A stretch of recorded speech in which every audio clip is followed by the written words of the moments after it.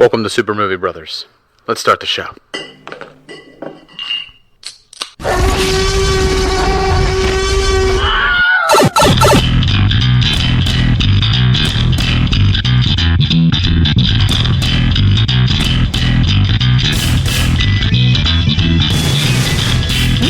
Welcome to Super Movie Brothers, episode 175. I'm your host, Super Movie Brother Dave, and of course, this is your last week being sans Jay. Jay will return next week. I hope you're enjoying yourself as much as I am, not having Jay here, because this week I am joined by my lovely wife, Lauren. Hi. So last week we had Duty, so I hope you guys enjoyed me and Duty's top 5 horror films of the 2000s, spanning from the years 2000 to 2009. This week, me and Lauren have another top 5, but this time it's actually going to be a top 10. Right. Because when me and Lauren did our top 5s, and this is going to be for 2010 to current 2019, the reason we had a bit of an issue was because we had the same list. Same list. A little different. Yeah, some movies were, I think we had one difference, and all our movies were in different orders. Right. So we were like, well, it's not going to be a fun top 5 if it's not like a give and take, you know? Right, right. It's going to be better if we just do a top 10. So this is going to be me and Lauren's combined top 10 horror films from 2010 to 2019. But before we get into the rest of the show, Lauren, what are you watching? What are you watching? What are we watching? I think he's trying to watch some illegal channel. Always watching. No, go past this part. In fact, never play this again. All right, Lauren, what we get down to watching this week? I say we because we usually watch most things together. So we did watch a movie together. I actually watched it and then then rewatched it with me. Because it was so good. Right. We watched Little Monsters, which is adorable. It's adorable zombie film. I fucking loved it because these little kids are the cutest kids. Yeah, especially the main little boy, right, who loves his Uncle David and he loves tractors. Yes. So this is a zombie film that takes place in Australia. Now, we talked about this film. We did a trailer park for it when it came out, hitting the film festivals and Sundance and stuff like that. I was very excited for it to come here to the States and for it to be in the theaters. Never happened. Hulu actually picked it up before it got to the theaters. And it stars Lupita Nyong'o, Alexander England, and Josh Gad. Yes. Who is by far steals the first 2 acts of the movie. Right. With how outlandish he is. And it's about a struggling musician who moves in with his sister and becomes sort of like a surrogate father to his nephew. Right. Who he begrudgingly deals with because he doesn't like children. And then of course he falls in love with his school teacher, who's played by Lupita Nyong'o, and they go to Pleasant Valley Farm, which 15 kilometers down the road from there is a United States military research facility. Base, right. And the subjects of Project Regeneration escape and make their way over to the farm, Pleasant Valley Farm, and a zombie outbreak breaks out and hilarity ensues. While they're there, they meet Teddy McGiggles, who is a children's star who all the kids are in love with. Right. And he turns out to not, never meet your heroes, kids. Because yes. The first thing he says, oh my God, are you guys all stuck out there? I don't fucking care. Right. He was going to allow a bunch of kids to get eaten by zombies because he wasn't going to open that door. Right. So we're not going to spoil the whole movie and stuff. That's just literally the first 20 minutes to half hour of the movie. But it is a really effective zombie comedy. It's not quite to the level that Shaun of the Dead is. Right. But I really, really enjoyed, what we got. There's a lot of fun callbacks to the original to the first act by the time you get to the third act that I thought were adorable. And, I love when David jumps on the tractor and he's just you have to push the clutch. And he's like, how do you know so much about tractors? I love tractors. Kids' room is filled with pictures of tractors. I know everything about tractors. I love them. And there's the point where Teddy McGiggles is he's screaming at all the kids, and he's like, "You're all fucked. You're all gonna die." And Lupita Nyong'o like puts the broken ceramic statue in his side, and she's like, she's telling him he's gonna calm down, and just to show the kids that everything's okay, he's gonna do the laugh. I don't want to do the laugh. You'll do the laugh, or I'll put you out there so all the zombies eat you. It was really fantastic. I don't think I've like left watching a movie in a long time where I've gone like, I want to watch that again right now. Like, that's exactly what you practically did. I did, yeah. The next morning, I watched that in the afternoon. The next morning, we watched it again. And that's how I was the first time I saw Shaun of the Dead. Was like, I watched it like twice in one night. So it's been a long time. So this is the type of zombie film where if you've ever wanted to see Josh Gad get punched in the nuts so hard that he vomits, then this is your movie. This is your movie. It was just weird hearing Olaf's voice calling kids fucking cunts. Like, and it had a great music score. Yeah. I love the music. I probably heard "Shake It Off" more times in that movie than I would have liked. But, you know, by the time it was over, it was stuck in my head. But it just has like such a sweet story too. Like, and the conclusion is it's very sweet. Like, if you cut out all the zombies, it's a very sweet kids movie about an uncle learning to love kids and finding out there's more to life than your selfish needs. Right. But when you add in the zombies and stuff, it's still that same story. But there's a lot of blood, gore, and cursing, and it's so much fun. So we can't recommend that enough. That is streaming on Hulu right now. The other film I watched was a Netflix movie with Sam Worthington, which I was going to watch, but I'm like, Noah, I'll let Dave watch it. Let him tell me how it is. So let me tell you, like the premise of this film, it's called Fractured. Sam Worthington is a father. He's on a road trip with his wife and his daughter. His daughter falls into like some construction pit. She gets hurt. They decide to take her to the hospital, and they tell him that she has to go get a CAT scan, and they take the mother with her, but only one parent can go get the CAT scan with the kid. So the other one has to wait in the waiting room. They never return, and he goes on this mission to find them throughout the hospital. And they spend the entire time sowing these seeds, like in the first act, that maybe he's crazy. Everyone's telling him he's crazy. He's not fucking crazy. Right. And then they spend the whole rest of the movie proving to you as the viewer that he is not crazy, that this all happened. And then in the last 10 minutes, they just tell you, nah, bitch crazy. He is crazy. And like, it's like, why the fuck? Like, what's the whole point of the movie? I was working in the bedroom and that movie ended and all I hear was, what the fuck? This is a fucking stupid movie. Because like, you know, as a viewer, you can only go off of what's being presented to you in the movie. So when the movie pulls the rug out from under you at the end and comes out of left field with a final explanation for it, that there was no way for you to come to that conclusion as a viewer yourself, then it's pointless. Know what?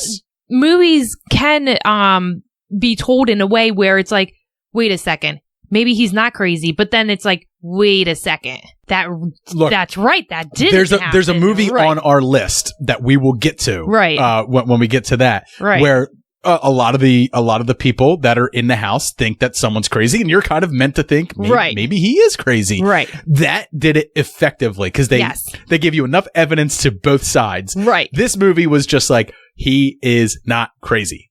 Just kidding. JK. Whole way. Crazier than a shithouse loon. Look at him go. And you know what? Look at him go. Now, someone who watches this, who doesn't watch good movies, would be like, oh, wow, that was deep. So good. It was deep. I didn't see that coming. Yeah.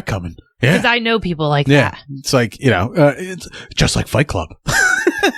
It's just like Fight Club, right? Am I right? Am I the only one who saw this movie and liked it? Like, oh, okay. Yeah, and it doesn't help that Sam Worthington's not a good actor, right? I mean, dude made Avatar, and it's kind of just been like trying to really coast on that for a while, and it's really coming to an end, and he can't wait for Avatar 2 to come soon. I mean, enough. I thought he was already done for, you know, but nah, he's got some. He's got some in his back pocket, I guess. Just when you thought Terminator Salvation took him out for good. He comes back with this Netflix You know, original film. I didn't hate Terminator Salvation. Neither do I, but we don't talk about that on the show because then people get upset because they're like, "Wait a minute, you call yourself a movie fan, but you like Terminator Salvation?" I didn't say I didn't. I didn't say I didn't. I didn't say I You can loved be a it. movie fan and like bad and good movies. I love tons of bad movies. Right. I love tons of bad movies. I mean, come on, Batman and Robin, Batman Forever. The bad movies that you like are ones that you're supposed to like. Right. It's true. But never admit that they're good, but they're so bad they're good. That's not anyway. true. This week, I watched Judge Dredd, the 1995 one with Sylvester Stallone. That is a bad... That is a terrible That's movie. a terrible movie that no one should like. Sylvester Stallone is in it. I am the law. 2, not Pauly Shore was in it. Not Pauly Shore. No, it's mid-90s Pauly Shore. Rob Schneider. Rob Schneider was in it. So that's 2 reasons why it's bad. 3, I knew you'd say that. Sly. That fucking asshole. You said him already. Yeah, him. He's in it and he talks. Yeah, but Max von Sydow's in it. Like, Who's Max von Sydow? yeah, don't worry about that. Okay. He's a very well respected actor. Three-Eyed Raven. Oh yeah. I'm sorry. okay. In Game of Thrones, that dude in the tree. That's who he was. He trained Bran. It's that guy. Not Bran, the other That's the guy. guy. The tree guy. The tree guy. The tree guy. The tree Yeah. guy. But not the original tree guy. Not the one we got at the end of episode season 4. No, the one they changed. In season 6. Right. That's the one. You got Right. it. That's him. Yeah. He was also in Force Awakens, but you know. Right. Okay. Anyway. But Judge Dredd is a bad movie that I technically should not like, and I do. You shouldn't know. I can't help it. It's a terrible movie. It's got It awful is. dialogue. Yeah. It's cheesy 90s effects. Yeah. I still love it. Can't help it. Don't know what it is. Maybe it was just because it came out right after Demolition Man. I was a kid. I loved Demolition Man. Mhm. Then that was the next year, and I was like, you know what? These are the only 2 movies I need for the rest of my life. That's what 8-year-old Dave said to himself. The only 2 movies I need for the rest of my life: Demolition Man and Judge Dredd. Buy me those. And then they made the new Judge Dredd. Dredd, which I watched. Oh, Dredd. That's which right. I watched immediately afterwards. Right. Because that is just a fucking good movie. Yeah, it is. Just straight up good. I mean, Yes. there's not many bad things you could say about it. So that's what we watched this week. Let's head over and let's get into our news.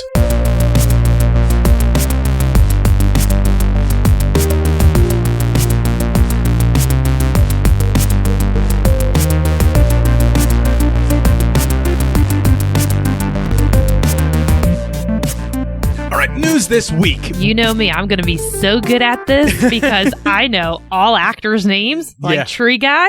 The tree guy. I knew He's him. Max von Sydow. There you go. All right, let's start off with a lighthearted, fun one.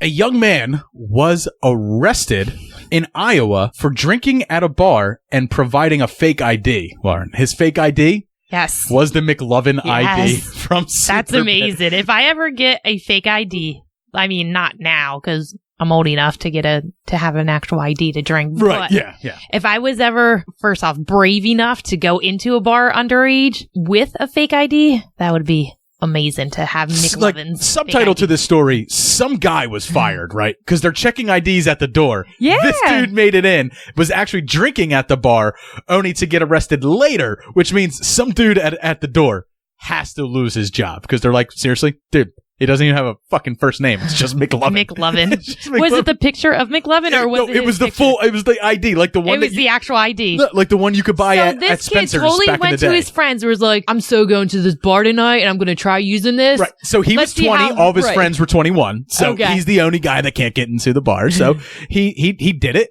He got past the big dude at the front door, but made it all the way to sitting at the bar. And the bartender just, wait a minute. You got ID? Yeah. Sure. Let me show it to you. It just says McLovin. Oh, get the fuck out of Even here. though it's not the bartender's job to be checking IDs at this point, that's what the big guy at the door is for. Right. But this guy looked at him and is just like, Can I see that ID again? So Seth Rogen had a comment for this. He just said, my job's done here. He did his job, man. It's amazing. He did it. Good on him. I mean, that movie's old, man. That movie came out in like 2007 and stuff like that. So it actually warms my heart to find out that some dude, 13 years my junior, Right. is paying homage to it by getting arrested showing a McLovin ID. Right. Next news story. Our next news story is that it turns out Melissa McCarthy is just a falling star. Her latest movie, Superintelligence, was supposed to get a theatrical release in 2020. Was that movie not made yet? It's I believe it is filmed. It's just not out yet. Wasn't there another Superintelligence movie? No. I think you're thinking of. I'm thinking of. You're thinking of The Rock and Kevin James. Yeah. Or Kevin Hart. Kevin Hart. We'll talk about Kevin James yes. when we review Jay and Silent Bob in the next segment. So anyway, Melissa McCarthy's movie Superintelligence was supposed to be getting a theatrical release. Turns out it's not. Warner Brothers decided it's not going to get a theatrical release. It's actually just going to go straight to HBO Max, which will be their streaming service that's also coming in 2020. And I think it's just like no one cares about Melissa McCarthy anymore. Which means Ellen DeGeneres is not doing her job because Ellen is all about Melissa McCarthy. So here's the thing. They're really good friends and she has her on her show a lot. Where the fuck are those women Melissa McCarthy was nominated for a role. She was in that Can You Ever Forgive Me, where she was the woman who forged the papers. Yeah. That was well received by critics and people who are like Jay Short. And I didn't say it, but so you would think that after you get a nomination, a lot of your films be on the rise. I think what she's really struggling with is the fact that we're tired of those comedies. Those comedy movies with her. Right. So I think people are now starting to respect her as an actress more, and it becomes tough when you respect them as an actor. But now she's slumming it back to these and then comedies. She does shit like the Muppets one that right. That last year that was fucking terrible. So anyway, Melissa McCarthy's new movie will be coming to HBO Max instead of in the theaters, and I wasn't going to see it anyway, so it doesn't matter. No. Next news story. All right, before we get into the casting news for the Batman, let's get out of let's get some non-casting news out. Jonah Hill is not going to be in the Batman.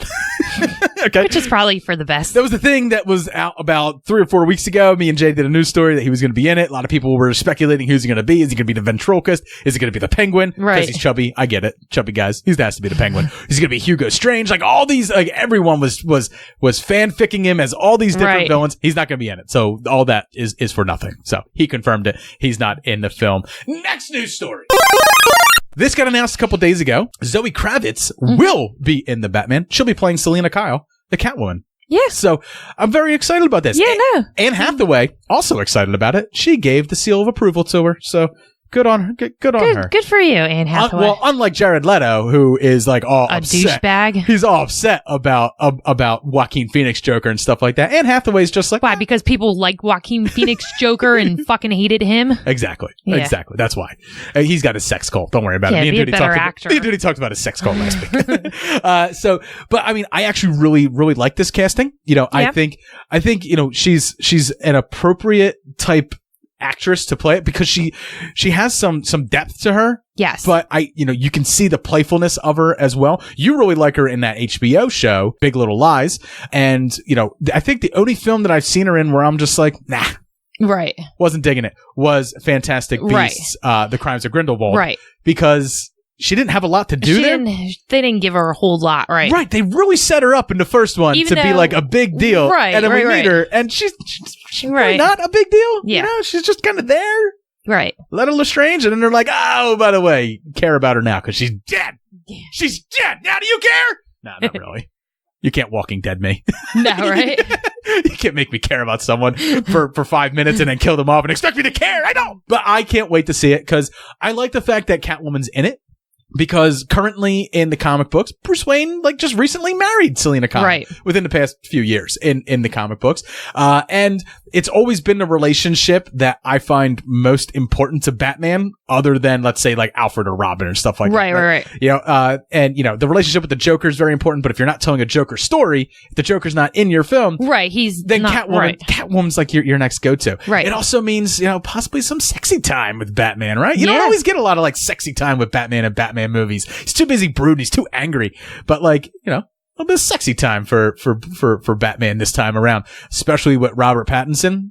People are going to be wanting some sexy time with Batman. If he beefs up, I'm hoping they beef him up. Protein, bro. Yeah. Next news story.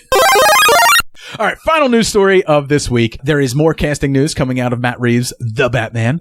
Paul Dano has been cast as the Riddler. The guy you said I've seen in The Girl Next Door. I've never watched that He'll movie. be playing but okay. Edward Nashton, the Riddler. And Paul Dano, you don't know him, but yes, he was Because I've never watched The Girl Next Door. Little Miss Sunshine, There Will Be Blood, Swiss Army Man, all like acclaimed A bunch films of movies I've never you've watched. never seen. Yeah. And then, yes, he played the kid who had a surprisingly big dick in Right. The Girl Next Door, which is like way back in the early 2000s. I looked him up. He looks like a good Riddler. Yeah. I think that's the thing. Like, first off, I really respect Paul Dano as an actor. I'll never get you to watch There Will Be Blood, but like he's fantastic in that movie. Okay. But not only just is he fantastic as an actor, he just looks the part. Like there are some people, like when they're cast, you just go, yeah, that makes sense, right? Like, right.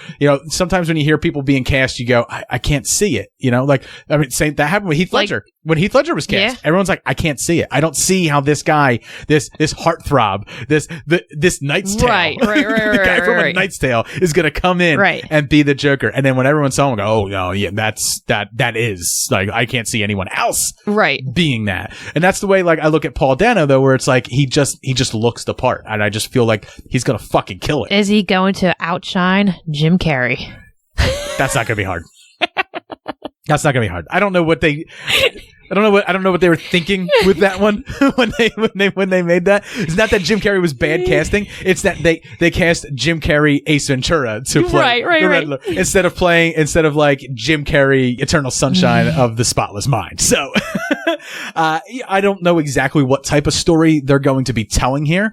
Secretly, with Catwoman and the Riddler, I'm hoping that they might be bringing a version of Hush to the screen. Okay. Because Catwoman, very involved in Hush. She's kind of working as Batman's sidekick. Right. Riddler is actually the mastermind behind the whole Hush thing, not actually Hush himself. So I'm kind of hoping that they're kind of giving us a live action adaptation. Now we just got that animated adaptation of it, which was okay. It was okay. So there's some other Riddler stories like the War of Jokes and Riddles that I would really love, which is, I just hope we're not doing separate stories and then eventually making it into one story. I don't think so. I hope not. I hope they're very aware that like there's certain ways that you blend villains together, like unlike they've done in previous Spider-Man films, like Spider-Man 3 and the Amazing Spider-Man 2, where they just kind of like in the third act they just plop in just a new villain, and they're like, there he is, we did it, we got him all, we got it, we did it. You're welcome, America. Instead, it has to be written really well. But I love Matt Reeves as a director. I've come to terms with the casting of Robert Pattinson. I just looked at his face and I went, he's got such a fantastic jawline. He's gonna kill. I know, that's always a big thing with you in it Batman. Your jawline. Jawline. That's right. Because Batman the animated series, perfectly squared. I know, square jawline. Jaw, yep. Right, like Ben Affleck, square jaw. Ben. A Batman with I'll no miss chin. You. Like, that was always one of my problems with Christian Bale. It's not that he didn't have a chin. It's that he had like a pointed chin. Right. And I would always think of Unbreakable when he's talking about, villains have pointed chin, heroes have squared chins. And I was just like, he's a villain. And now everyone talks like this when they talk about Batman. No, I mean, that's just because the cow was pinching his nose. He really had no choice. He had to breathe in and talk out at the same time. So that's going to do it for our news this week. Let's head over. Let's get into our spoiler-free 5-minute-ish reviews for Jay and Silent Bob Reboot and Zombieland Double Tap.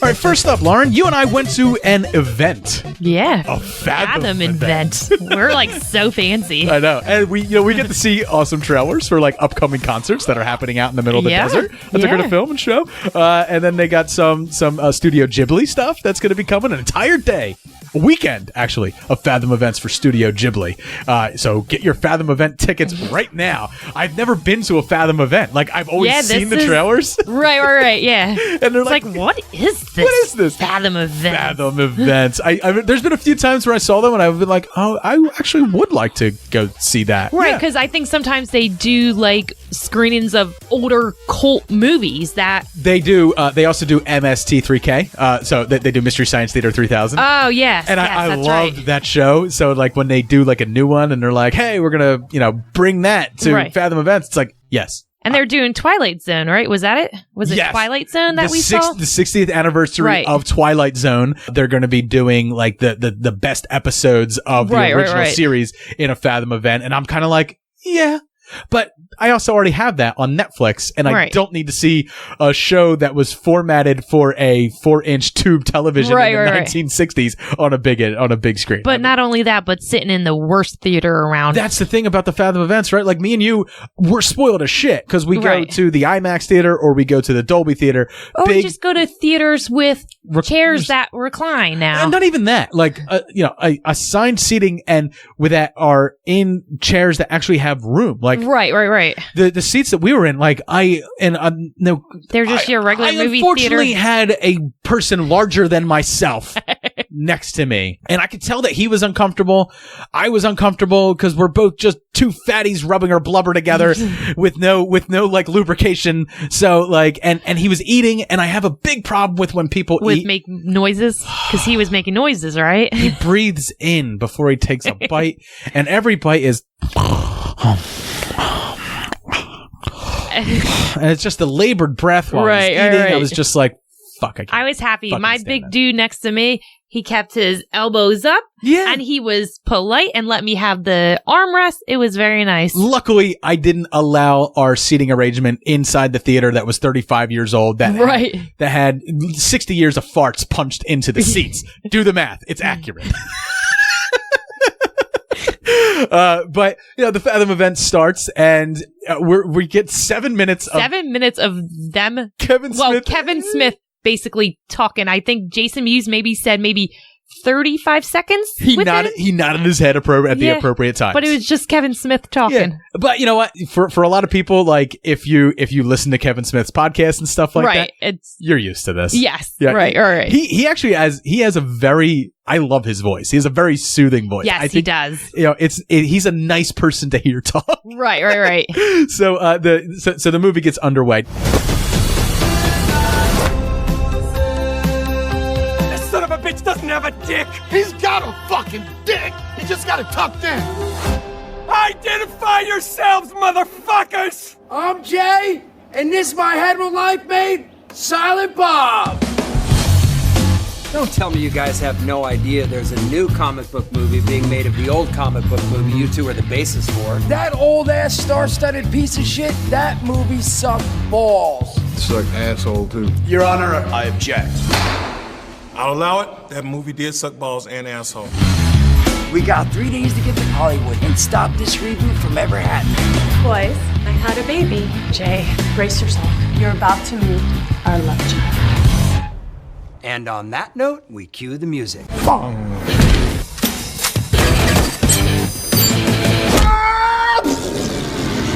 Yay! It's Jay and Silent Bob.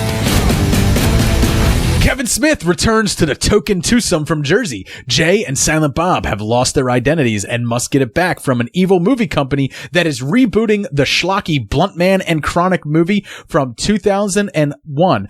They're going to go to Hollywood, stop the movie, all while learning a few things, touching a few hearts, and smoking a few joints along the way. And they've brought just about every View Askewniverse character along for the ride in cameo roles. And is the movie, let's just get this out of the way. Is this like groundbreaking in any way, shape, or form? No.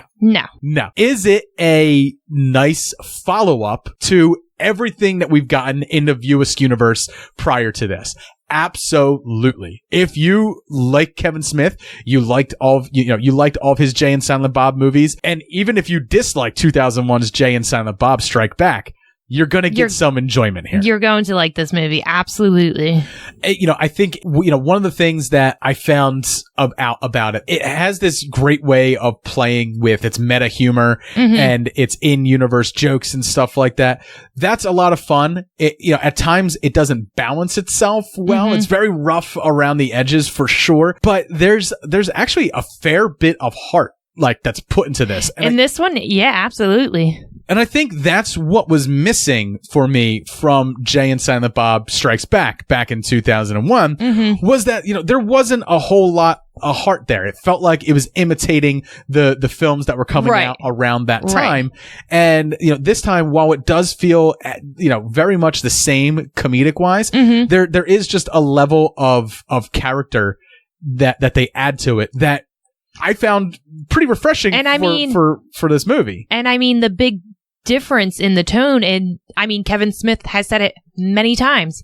It's because I had this heart attack. I had this heart attack and I thought I was going to die. And he said it many times. He was like, fuck, I need to just live a little bit longer to get Jay and Silent Bob out again. Yeah, and I think that's, that is also one of the reasons that this kind of seems like the farewell chapter to the View Askew universe. Like, I'm not going to spoil a lot of the cameos. You do see a ton of them in the trailer, but I mean, if you're me, you don't watch trailers, you don't know who's in it. There's characters from Mallrats who come back. There's characters from Chasing Amy. There's characters from Dogma. Like, people come back and they close out their stories. They close out their stories, right. And they close out Jay and Silent Bob's as well. Now, I'm sure Jay and Silent Bob aren't 100% done because we know that Clerks 3 is right around the corner. But, it feels satisfying that this is our last hurrah with them. There'll be minor characters come Clerks 3. And I really think that Clerks 3 is going to be the end of like these characters. I'm not sure if Kevin Smith will go back to them. I'm not sure if he'll have much to say about these characters, but I think that's going into his 50s. I think that's the point of this movie and that's why he wanted to close out a lot of characters that we all kind of wondered, I wonder whatever happened after Chasing Amy. Right. What happened after Dogma? If you're not a huge fan of the View Askew universe, though, this is just going to seem like it's going to seem schlocky. It's going to seem way too self-aware, and it's going to seem silly and ridiculous, and it is a lot of those things. Right. But for those of us who have taken the ride with Kevin Smith throughout his career and stuff like that, it's a nice send-off. It's a nice way to go. And it's one of the raunchiest films he's made oh my God. In years. I can't remember the exact line, but there was a line that was said and everyone's laughing and I'm like, ew. Yeah. There's a few of them. Like there's a few of them that are really gross. There was one that just made me just say ew. Jay at one point gets called "Come Quick Thumb Dick." I thought that was hilarious because it makes sense.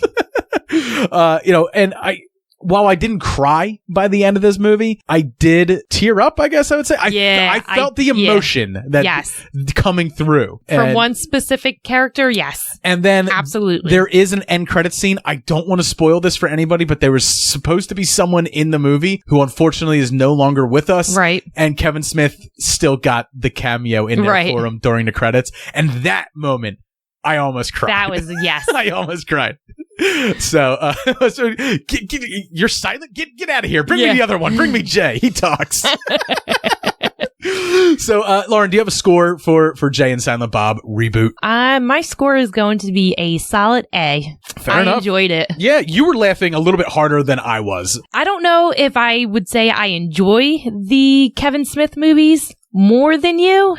No, probably not. Right. But I can forgive Kevin Smith for some shit that he's done. Yeah, you defend Jersey Girl pretty hard. I love Jersey Girl. I think Jersey Girl was unfairly maligned, being as it came out several weeks after Geely. Right. And the whole Ben Affleck, Jennifer Lopez fiasco and stuff like that. But if everyone knew that J-Lo dies within what? Spoiler alert.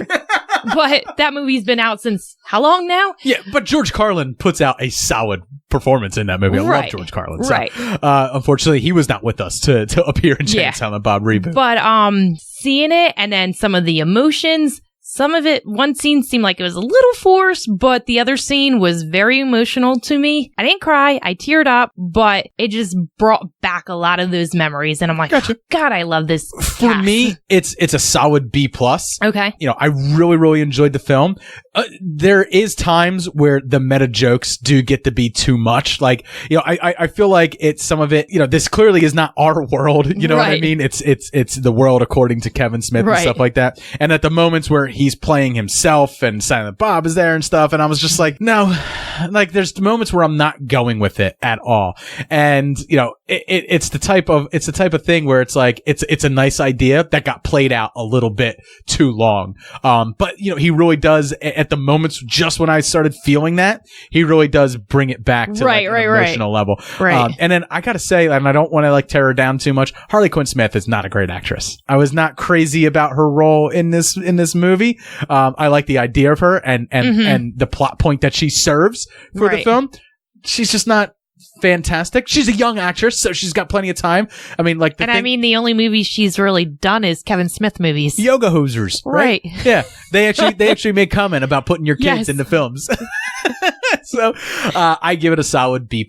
You know, it had way more heart than it deserved to have. It was something fresh and truly funny from Kevin Smith. And a lot of the jokes, like a lot of the in-jokes, don't just come from his universe of films. Right. They come from his life as well. So like if you don't follow Kevin Smith in media and stuff like that, some of these jokes will fall flat for you. You have to be not just a US Universe fan, you have to be a Kevin Smith fan to get it, which is why this is in a Fathom event and is not getting any type of wide release, because it's not a wide release movie. It's not going to speak to all audiences. Right.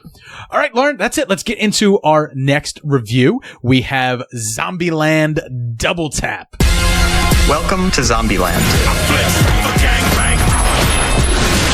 You're welcome, America. My sister is gone. She picked up a boy. He's from Berkeley. Berkeley. Boom. Yeah. We're gonna go get her. We ride at dawn. Start talking. You first. My name's Tallahassee. They're much more afraid of us than we are of them. You'll be the first to die, but I like your enthusiasm. You might die. Thank you for your sacrifice. All right, so the synopsis for Zombieland Double Tap. The stars have aligned, and by stars, I mean Woody Harrelson, Emma Stone, and Jesse Eisenberg, who have all gone on to have career-defining performances and nominations, including one Academy Award win from Emma Stone, since last we saw them in these roles. Not a lot has changed in the past 10 years, but restlessness and overall general horniness cause Little Rock to leave the nest to get some strange, and Tallahassee, Wichita, and Columbus go on a rescue mission to find her and keep their family together. That's essentially what the movie's about. There's a little bit more nuance to it, but obviously this is spoiler free. My big positive to the film is that it made me laugh.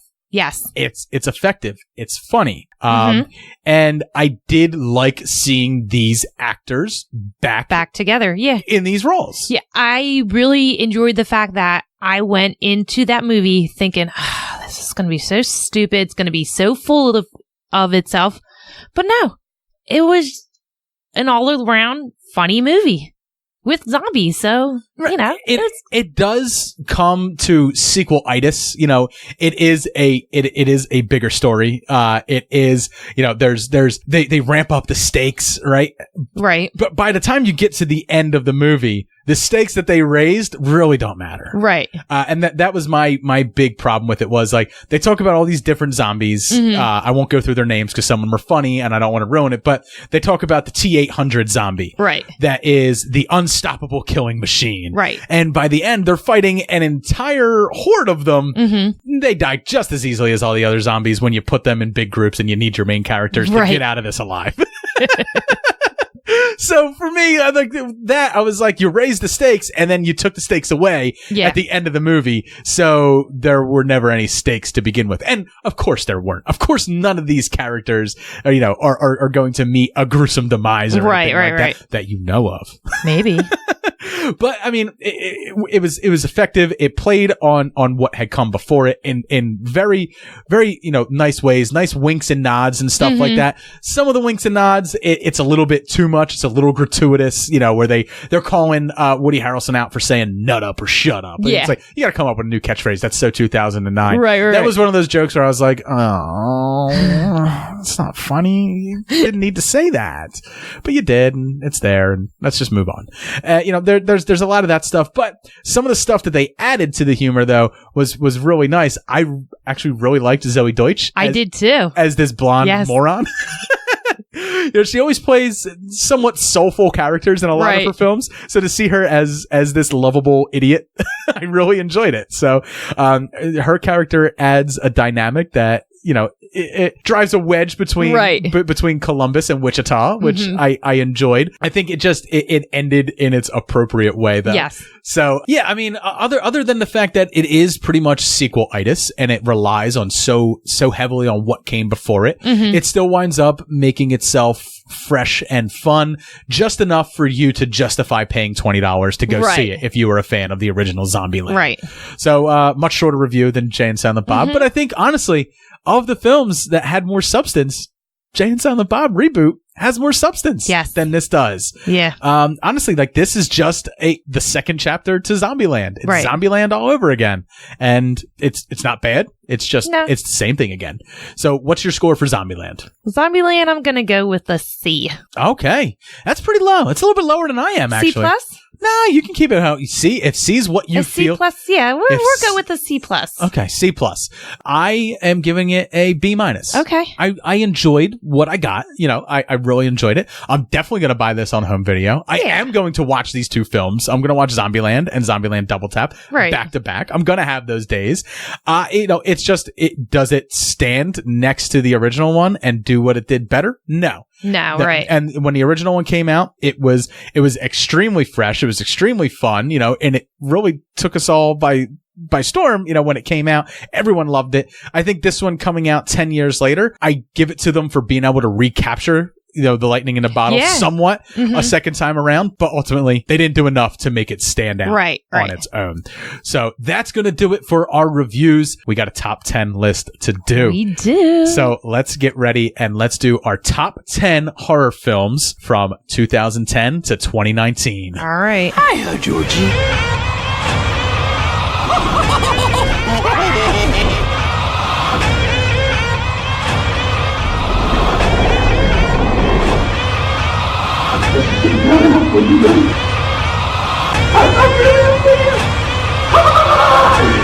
All right, Lauren, our top 10 for horror films from 2010 to 2019. Now, I would say, like, in our house, horror movies are kind of like the most frequent type of movies that we wind up watching. They're so easy to put on and just enjoy. And even a bad horror movie is still... It's still fun. It's good. Yeah, not good. Okay, I take that word away. Good. We've watched some bad ones, We've watched pretty bad ones. But yeah, they're still... Right. There's something... They're better than watching a fucking indie movie that's just bad. Like... There's something about the horror genre where you can come at it from so many different angles. Right. You can go straight for the scares. You can add a lot of drama to it. You can add comedy to it. Right. There's so many different ways to come at it, and some films have done it in a really, really fun way. Some of them are genre bending or poke fun at the genre itself. Some of them are genre defining and really change the game. So some of those are on this list. So let's go through our top 10. Lauren, you start off with our number 10. So number 10, we decided to go with You're Next. Where's Felix? I stuck a blender in his head and killed him. Oh. Okay. Yeah. Right. So this is a home invasion horror. Right. This is when the guy, he brings his girlfriend home to meet the family, right? Yes. And for this big dinner party, and then suddenly these people who you think it's just a home invasion, they're coming after the entire family and they're trying to take them out one by one. And the main girl in it, I don't know her name. She was played by Sharni Vinson. She's not a huge actress, not in a whole lot of things, I don't think a whole lot of people in this movie were. No. Very small production. Right. But one of the interesting aspects of it is how it plays with the trope of the horror movie final girl, right? Right. Like in most slasher films, there is the final girl. And in this, she's the final girl, but she's not like struggling to survive. Right. She's holding her own. She was on top the entire time, and she took control of the situation the entire time because of her military background. Exactly. And I think that's what makes it like extremely not genre defying, but this is the way that it bends the horror movie tropes. So in the end, was it the sons getting together or the kids getting together? It was the kids getting together. Kids getting together to take out the parents. Right. To get the money that. But they weren't expecting this extremely capable woman being there, taking out the people they hired to kill their family. And then weren't all the kids eventually turning on each other? Yes. Because they were all greedy and they all wanted the money. And then she's just left sitting there watching all this. So yes. it was extremely effective. Scary, no, but there are some great fucking kills in this movie. There are. And that's the one thing you got to get right in horror is you got to get the kills. Right. It's got to be good. So let's head over to our number 9, A Quiet Place. It was so good. Yeah, that's why we got to talk in whispers because it was so quiet, but it was good. It was Stop chewing the popcorn. Yeah.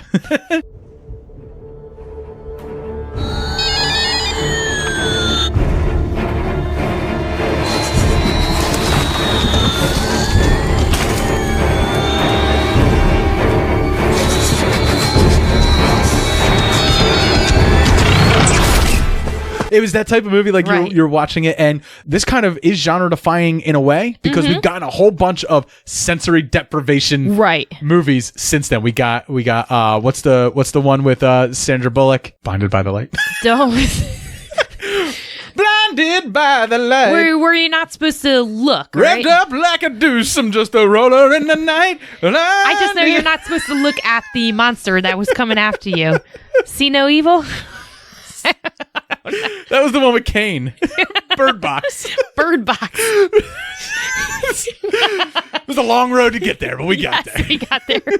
So anyway, but we get Bird Box. We got that terrible one with the girl from Sabrina. Yes. On Netflix. That was terrible, and Stanley Tucci. But I mean, now that's what Netflix does to you. They're like, Sabrina the Teenage Witch, but you have to sign on for 5 other terrible movies we're going to put out. We're going to make you do. But no, I mean, with A Quiet Place, I think this is effective not only because of that sensory deprivation and the fact that it is such a quiet movie. It really takes you. It really makes you look around and be like, wow, everything you do makes noise, right? Right. And you have to be absolutely silent. And just the way they bring you into the world to show you the level that they have to go to remain silent so that they don't get found by the creatures. Right. On top of that, I think the family dynamic is something that really sells you on. And John Krasinski and Emily Blunt, who are actually married in real life. Right. They played the married couple in this. Exactly. And we are getting a sequel to it. I don't know whether I believe the family will be involved somehow. But obviously John Krasinski won't be. But it was effective. It was really well done. And it while it had the jump scares to it, it brought something new to the horror genre that hadn't been done before. And seeing John Krasinski in that type of role, that was amazing.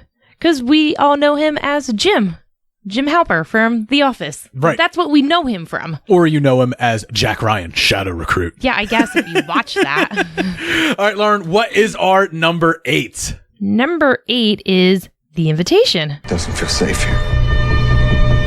We don't see you for 2 years, and then all of a sudden, we get invited to this lavish dinner. Don't tell me that this is normal. Yes. Which this movie, you turned me on to it. Well, it was your idea to watch it because not only was the cast the cast is good. Right. Logan Marshall Green. Right. One of his I think best that's performances. what drew you into this movie, right? Yes, that is 100% what drew me into it because he's an act he's we always call him discount Tom Hardy. Right. He's discount Tom Hardy. But now he's turning out to be like, Logan Marshall Green. It's his own name. Like he is a fantastic actor. But this is one of those ones where like when I came up with this list, when I was like, this is what I want to do, I knew that no matter what, this was going on my list because this is the film we were talking about when we were talking about Fractured, where it plays with the idea of whether he is a grieving father. Is that person crazy or not? Right. Is this really happening? Absolutely. Right. And by the time the big reveal comes that no, there is cult activity going on. But like, I think the end is what leaves you most unsettling. Logan Marshall Green and the final girl for this film are standing outside, and apparently like when this cult kills everybody in the house, they're meant to light a lantern. You're right. And put it in the backyard, and you see the Hollywood Hills light up with all these lanterns, and he's looking around, and it's like, holy shit, like they survived, but most of those people did not survive. And I thought like it was extremely effective, but it also like gives you a lot to chew on, not only because of the horror aspect of it and stuff like that, and this cult and the cult mentality, but also about human weakness and how like we can fall into cults and stuff like that when we're at our weakest. Yeah. And also just the fact that he is a grieving father. Him and his ex-wife, while he's there at this dinner that his ex-wife and her boyfriend are throwing at their beautiful palace and stuff like that, which used to be his house, he's there and he's not over the loss of his son, and he can't understand how she can just go on with her life. Right. And that's why you're meant to think like maybe this guy's crazy because he's so racked with grief and everything like that. And when, that moment comes that he's proven right, and you're just like, fuck, yes. And it's on. And there's good kills. There's a fair bit of blood. And honestly, like the emotion and the acting is what really keeps you in. And me and Jay have talked about this film several times. If you haven't gone out there and seen The Invitation, still on Netflix, get out there and watch it. I think it just came back on Netflix, yeah. Get out there and watch it. All right, our number 7, Insidious. Yes.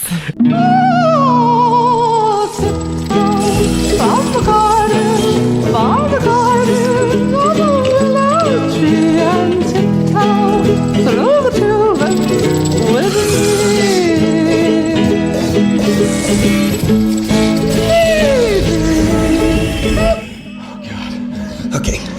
It's okay. Listen to me. Look at me. None of this is real, okay? This is not real. Look at me. Look in my eyes, buddy. None of this is real. We're gonna go home, okay? You gotta help me. Here's what. We got it. Oh my God, Dad. He is looking.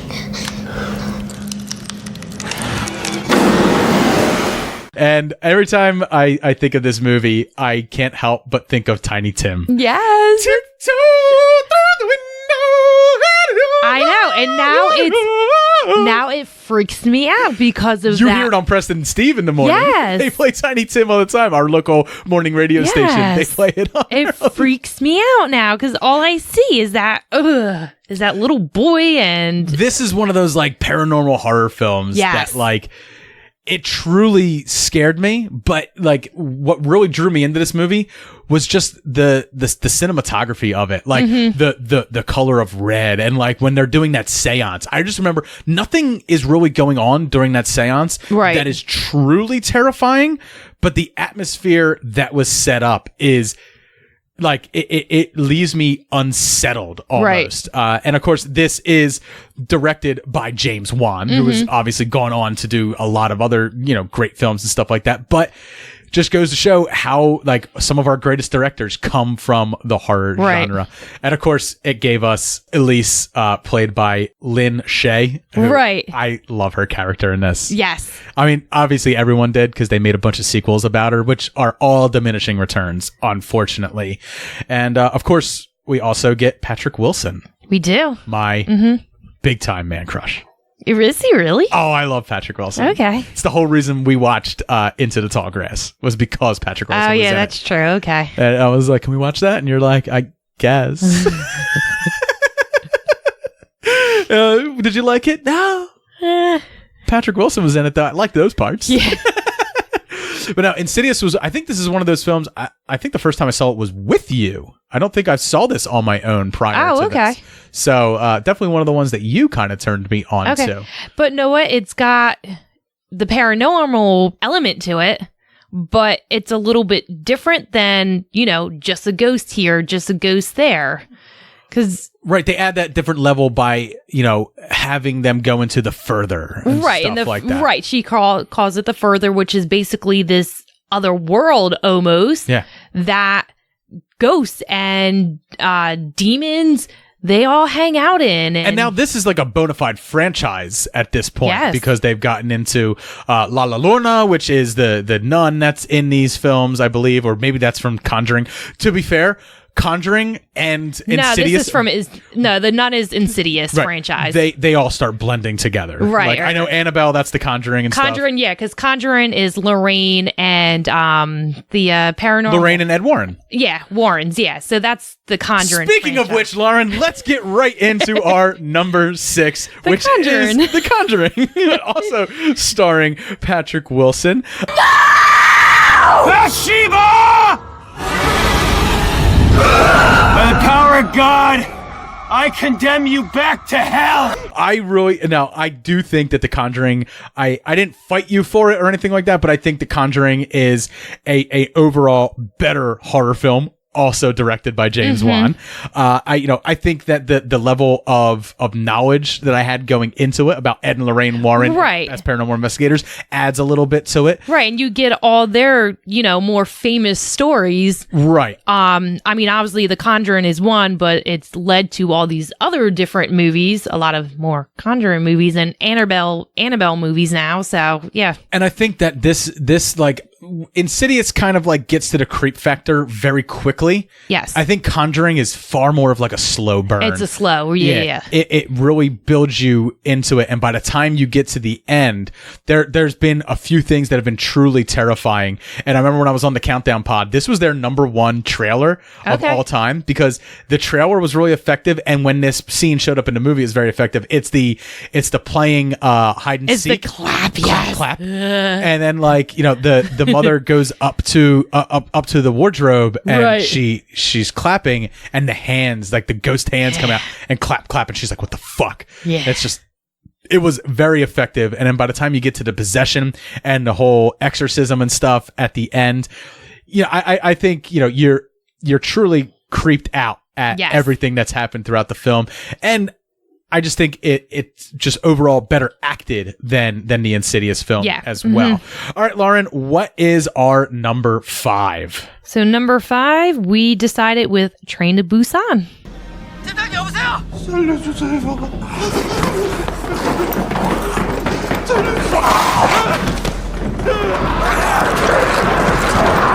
Yeah. Fucking zombies.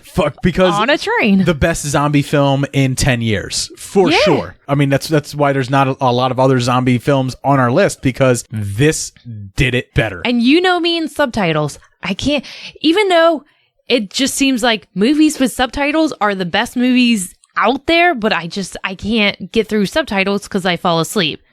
This one was all subtitled, but yeah, it had zombies on a train. You're trapped. Like, what do you do? But also, I think like this, now I'm not saying this because I don't think other countries can get it, but I think this resonates big with Americans, because here, in America, we have the businessman who works hard. They have it to the nth degree in Korea. Right. And it's about the distant father working, and he's lost touch with his daughter, and they're going on this trip together when this thing happens.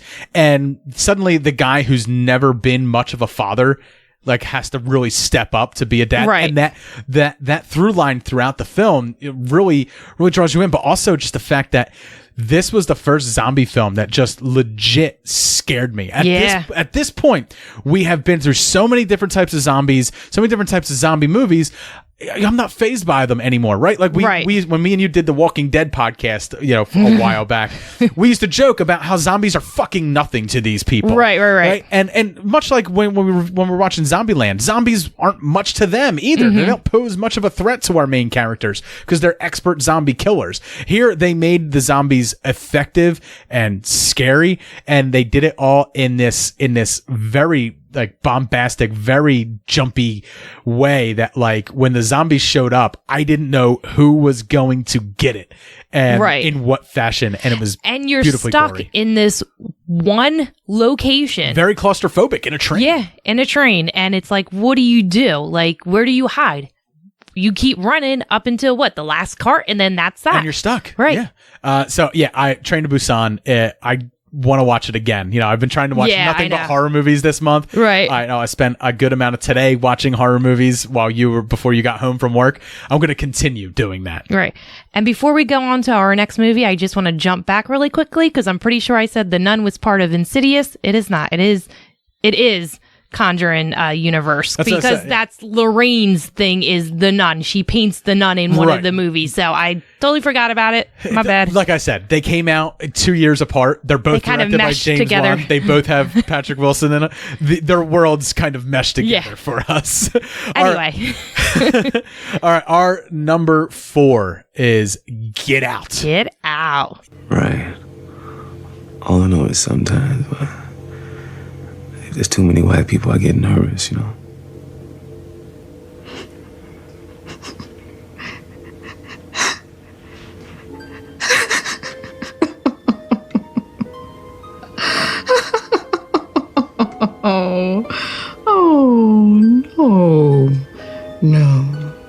No.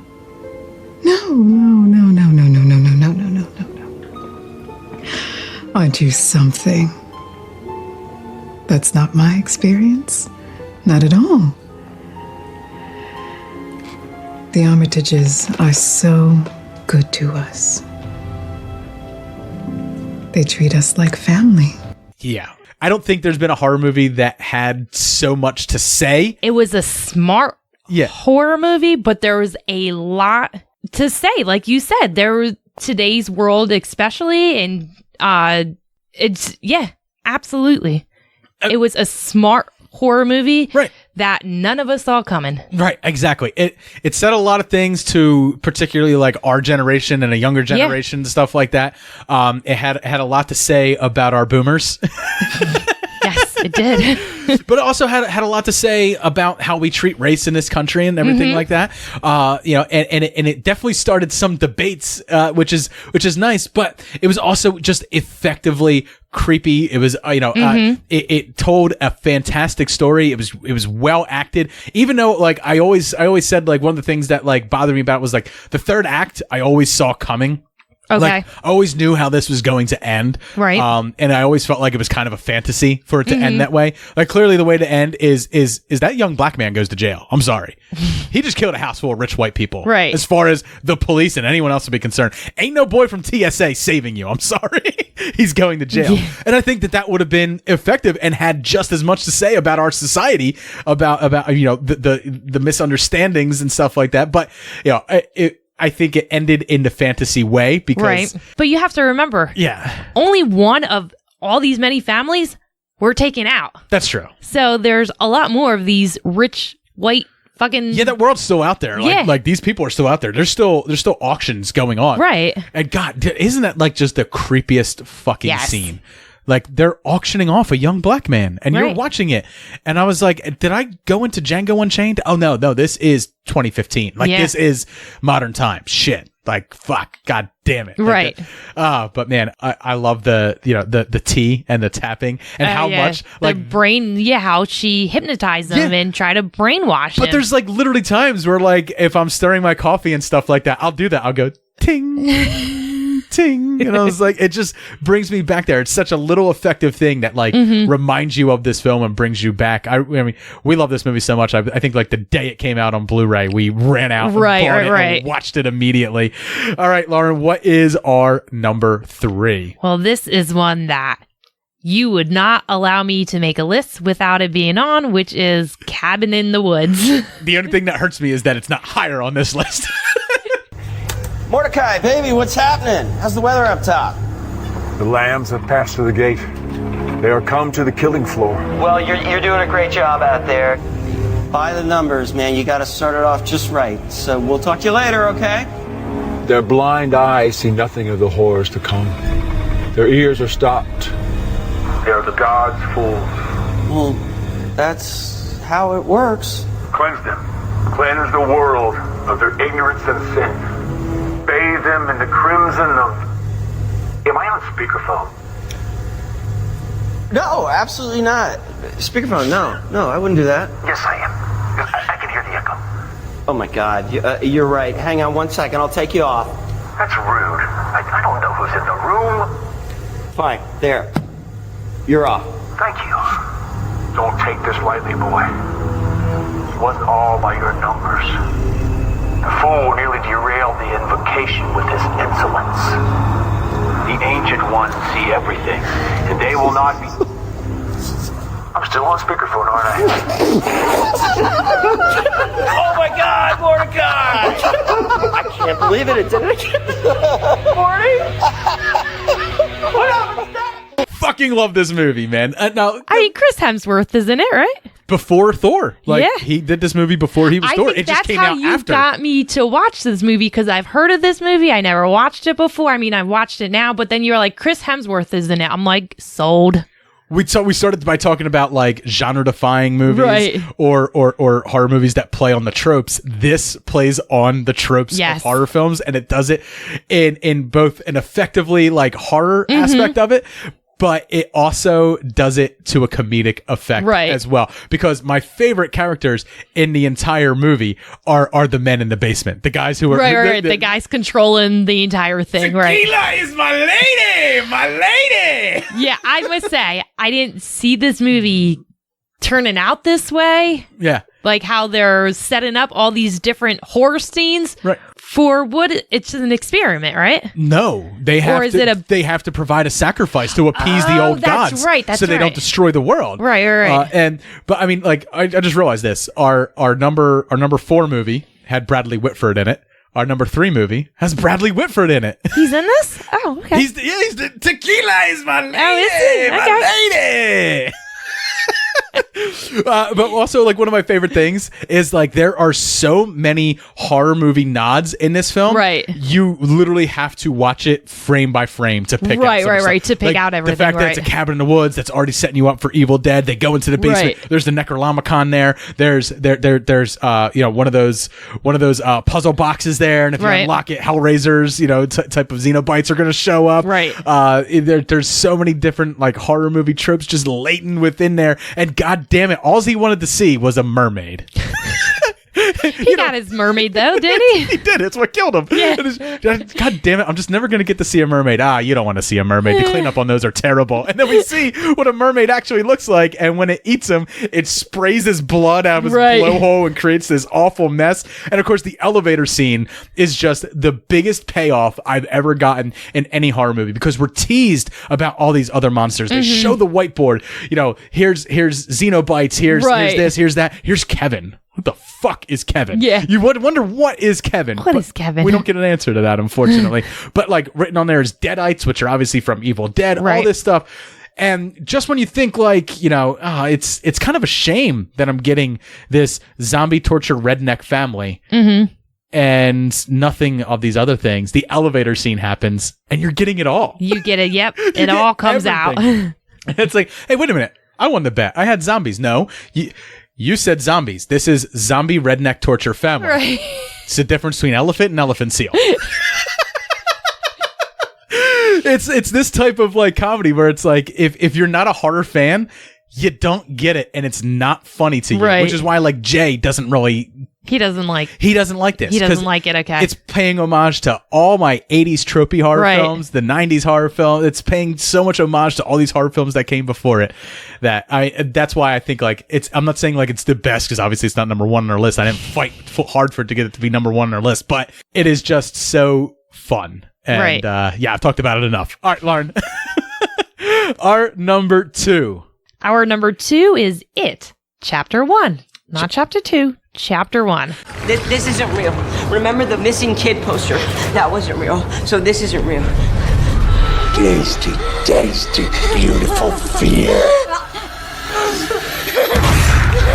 Come on, ready? No!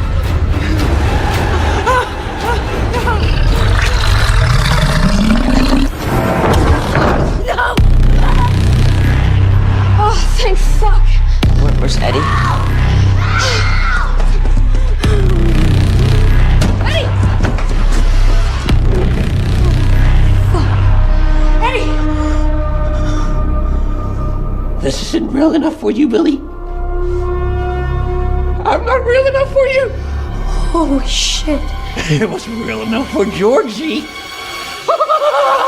Chapter 1, not even chapter 2, not even making our honorable mentions. No. I'll just spoil it right now. Right. While we liked it, it's not chapter 1. Doesn't hold a candle to this. But yeah, this Am I not real enough for you, Billy? Yeah. Am I not real enough? So this movie was the first horror movie I've seen in a long time, especially in a movie theater, and it scared the shit out of me. And fucking Bill Skarsgård, he is fucking amazing. Yeah, he's but really he good. he creeps me the hell out because it's his face with the makeup on, but it's his wacky eyeballs because he knows how to move his eyeballs all different directions. And so the it's drool him and the drool. He added all that shit in, and that first scene, which you missed it because you had to take a phone call. I did from yeah. Logan. I got to see it in subsequent viewings, though. Yeah. But that first scene, I'm like, holy shit, they just ripped this little boy's arm off. For God's sake, oh, he's got an arm off! Yeah. And you came back in, and I'm like, you just missed this great scene. Yeah. This fucking kid, he's dead. Hi, we knew he was going to die, but they fucking ripped his arm off. Yeah. And then watching all the behind the scenes stuff and finding out that all the kids in the movie, they didn't even interact with Bill Skarsgård until their scene came up. Until the kitchen scene. Right. And in the well really, house. yeah, that was the first time they saw him in head to toe makeup. But even beforehand, he didn't come out. They purposely kept him away from the entire cast and crew. They had seen concept of him, and they knew that Bill Skarsgård was good, so they knew what Pennywise is supposed to look like. They didn't know what he was going to do. Right. And the kid who played Eddie was actually the first one that got to work with him when he was on the ground, and he was like shaking him, drooling on him, and just like like screaming in his face, and the kid actually cried. Right. And that's what they were trying to do. Right. They were trying to freak these kids. But Bill Skarsgård's such a nice guy. He picked him up off the ground, and we talked about this on our Patreon episode for it, when we did the movie Cocktail for it. But he picks him up off the ground. He's like, "Are you all right?" And he goes, "No, man, that was fucking amazing. Right. Like, you did a good job." And Bill Skarsgård, he's young. A lot of the physical stuff he did himself. Mm-hmm. So when Pennywise comes out of the refrigerator, does that weird handstand? That was actually him contorting himself and shoving himself into a refrigerator. The only thing that was CGI was the fact that his body was backwards and had to turn around. That was CGI, but him doing a handstand inside the refrigerator and coming out was all Skarsgård. But that movie freaked me the fuck out. There were a lot of jump scares, but not to the point where it was I don't know, it just seemed like it was forced. I don't think it was forced on this. It was a scary fucking movie. It was. And I don't care what anyone says. I fucking hate the original It. That original movie was fucking terrible. I hated it when I was a kid, and then I rewatched it as an adult, and I still fucking hate that movie. I still like the homages in it to it though, in the It 2017. I like the homages that it pays to it. That's fine. I still like Tim Curry. I thought Tim Curry was a good Pennywise. I don't know about the rest of it and stuff like that, but Tim Curry was a good Pennywise. All right, before we get into our number one, Lauren, we got some honorable mentions. We do. I'm going to start off with one that most of them are from you. I literally just rewatched today, but just to see whether it would make my list. It's Tucker and Dale versus Evil with Alan Tudyk. I love this movie because it is, it's the whole idea that Tucker and Dale are the crazy murderous rednecks, except they're not. It's a misunderstanding between college kids who are then trying to kill them, subsequently wind up killing themselves on accident along the way. It's funny. It does take horror tropes and kind of turns them on their head a little bit. But it's also sweet. It just has he's the main character. He's just very sweet. He's a misunderstood redneck, and it's a lot of fun. I guess. These are just two guys. They saved up all their money. They bought a cabin. They just wanted a vacation home. That's all they wanted. They just wanted a vacation home, and these college kids just come and fucking ruin it. It's great. It's on Netflix. It's been on Netflix for 8 years. If you haven't watched it yet, watch it. One you added to the list, The Crazies. Crazies. I like it. Yeah. I like this. I like the original one better, I'll be honest, but I know, but we were doing 2010 through 2019, and I love The Crazies. I think it's a fun movie. It's got a beautiful man in it. It does. Timothy Oliphant. Timothy Oliphant. Yeah. Before the salt and pepper hair. Yes. he still had brown hair in this one.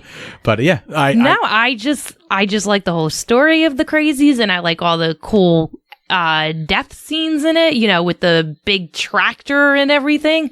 I love it. To me, The Crazy starts off as like a horror film, and then by the time they get to the military facility, it becomes like an action film. Like at that point, it's like horror, then slasher, then action film, right? But there are some really creepy. Like I love the fight with the mortician, with the doctor, and the saws and everything like that. Right. That was good.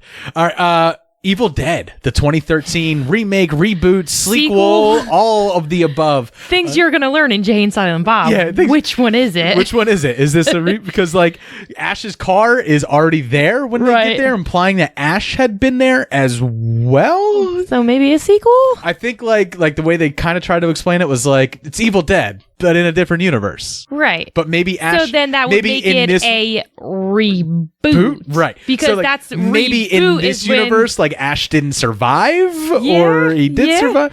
I mean, they tease us at the end by giving us Ashley J. Williams showing up looking like Alfred Hitchcock, introducing the Alfred Hitchcock show, and he goes, groovy. Right. But also, this was probably the most, I believe at the time it was made, it was the most fake blood ever used in a film.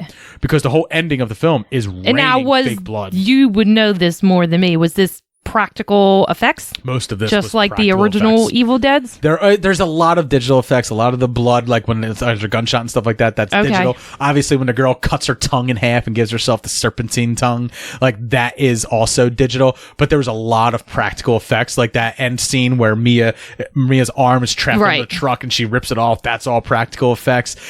Is it the best Evil Dead? No. I mean, there's 3 other Evil Deads that are better than this one.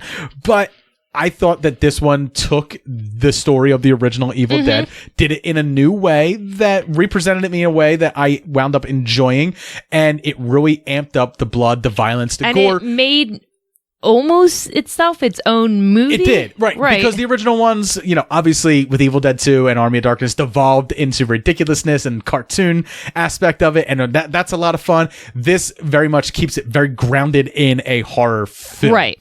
And then finally, we have Us, which came out this year. Me and you really enjoyed that. Obviously, it's not going to make our list because of the Jordan Peele films, Get Out is better. And then one you don't like. I don't. Hereditary. I will admit, I liked it better the second time I watched it, but I still don't care for it because it just got weird at the end. Why did it have to get so weird? Here's one that I'm going to say is an honorable mention, but it's not on the list because I see it more as a sci-fi film, not Annihilation. I know you're looking at me, you're like, Annihilation? Like the one where they go into the shimmer? No, Upgrade with Logan Marshall Green. Is that a horror movie? That's what I said. It kind of straddles the line, right? Like he gets this chip put in his head. The chip's kind of controlling. Like I said, I've always seen that as like a very dark Black Mirror episode, which makes it more sci-fi to me. So if you're wondering, my number one film of 2018, Upgrade, if you're wondering why that's not on my list, it's because I see it as more of a sci-fi film than a horror film. All right, Lauren, our number one. What is it? Both of us had the same number one. It Follows. Yeah. This thing, it's gonna follow you.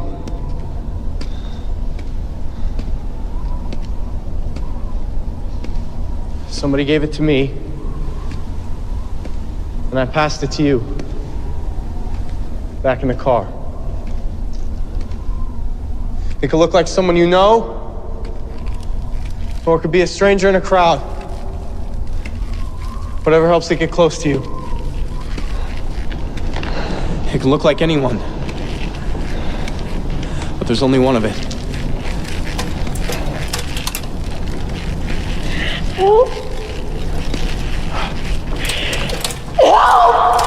I don't ever want to watch that fucking movie again in my life. We were watching it before we started recording. I wasn't watching it. I was just kind of, I wasn't paying attention to it the first time I watched that movie. But that movie scares the living shit out of me, and I never want to watch it again, especially alone, because now it's on one of the streaming apps that we have, and it just keeps popping up, and I'm like, because then it makes me think about it, and that scares me. I don't like that movie because it's so scary. It definitely makes you second guess sleeping with a stranger, for sure. Right? Yeah, because it's got the undertone of STDs, right? And they go around, and you can't fight them. Like, it's always going to follow you. But with that aside, it's a scary fucking movie. I hate it. I don't like watching it. It is the reason I put this as number one. I had it as my number one. You had it as your number one. So combined, obviously, it's going to be our number one. But the reason that it is our number one was because I thought that in this decade, this was the most effective horror film. It took the genre in a completely different direction. It gave us something completely unique as the antagonist. You know, we don't even know what it that follows looks like. We have no clue what it looks like. Right. Because it looks like all these different things. It takes forms of different people. It also has these weird layers to it where it's like that girl's using that clamshell that doesn't exist. I remember the first time I seen this, I was like, oh, that's a pretty cool e-reader. Where do I find that? Like, and then I found out like it's just completely made up for the movie. Yep. It was something that the director put in because to say like, it's not really our world. It's something extremely similar to ours. I do remember that, yes. And then like there's also like the whole idea that like if you freeze frame throughout her house, when you see the pictures, you never see her father in there. He's actually dead. Right. And the ghost that the form that it takes when she's in the pool is actually her father. Right. And that is when she truly gets really afraid of it. Right. Is when it takes the form of her father and stuff. So it's like there's just so many layers to it. And I think that of like horror movies, while like it had this extremely effective creature and stuff like that, the unknowing question at the end of their survival, because it just kind of ends with the two main characters holding hands, resolved to be with one another because they both are giving it to each other. Right. And then you see the random person just kind of off in the distance following them, and they both kind of like look over their shoulder and they just keep walking, and you're left to think like, is that like this is their life? Yeah. Yeah. Like this is it. It's always going to be there. But imagine like having this creature constantly follow you, and it's just like, when do I sleep? Right. Oh, I just gotta sleep with this dude down the street. Right. Let him know what's up. Like at one point, the one girl's just like, let's go have a gangbang on a boat because you three motherfuckers got to get gatted before it's going to get me. Right. And I think like, I think like one of the fun things about this movie was like coming out and just being like, holy fuck, like how the fuck would I survive this? And then like, I remember being like, well, all I got to do is lose a ton of weight, get a bigger dick, and go be a porn star. Yeah. Just go be a porn star and be like, I only work with new girls. I never work with a girl that's worked. And what did I say? Because there was the one creepy ghost thing, and it was like this creepy little kid who was maybe 14, 15 years old. It's a little boy who was and duh, Dave, easy target. Because if I was gonna find an easy lay, I'm gonna go to the fucking corner, to the school bus corner, and be like, hey boy. By the way, Jay's not on the show, but still, someone is committing pedophilia on the microphone. Like Lauren just admitted that, like, listen, if I had it that follows, I will go fuck a child. That's it. I will go fuck a child. Only but like, if when I say a child, I mean like no younger than like 15. Now it's creepy. Not that anything. Anything like 16 not that and there's above. Not a dozen consenting adult males that would 100% sleep with you. But it would be easier for the kids. And it'll be over much quicker for you, let's face it. Right. Exactly. I don't need to sleep with an adult male. Be like, can you just fucking hurry up? But then once you get man? picked up and you get put in jail for sleeping with these children, now you're fucked. You're right. I'm screwed. Yeah, because you're right. They never get into whether gay sex works. Like, does it only follow if penetration occurs? Like, are you gonna have to wear a strap on? Like, so many questions. There's so many. It's an effective horror movie that raises so many questions. It's tons of fun. This director directed this film and hasn't directed anything since until Into the Silver Lake came out this year.